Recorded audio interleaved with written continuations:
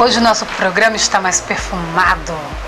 Aliás, perfume, eu acho que é uma paixão mundial, né? Não tem quem não gosta de um perfume, gente. Até aqueles que não gostam muito de tomar banho adoram perfume.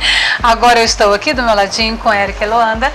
E a Érica, ela fez curso de perfumaria, então ela pode falar sobre o assunto pra gente.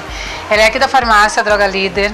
E a farmácia Droga Líder pode oferecer pra gente, olha só, perfumes importados com uma pessoa indicada, gente, pra estar nos direcionando para o tipo de perfume mais indicado para cada pessoa. É isso, Érica? Bom, a gente vai estar indicando perfume de acordo com o gosto da pessoa. Às vezes uma pessoa gosta de um perfume mais cítrico, outros mais doce, amadeirado, e tem diversos. Aí a gente faz a indicação para a pessoa, dependendo do gosto dela.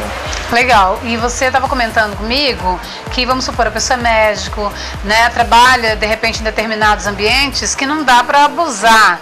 Então, assim, você tem como tá indicando o tipo de perfume ideal para essas pessoas? Sim, que é jamais aquele perfume que fica mais assim no ar, que não é tão forte, não tão fraco.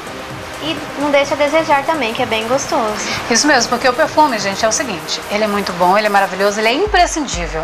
Só que se não souber usar, não dá.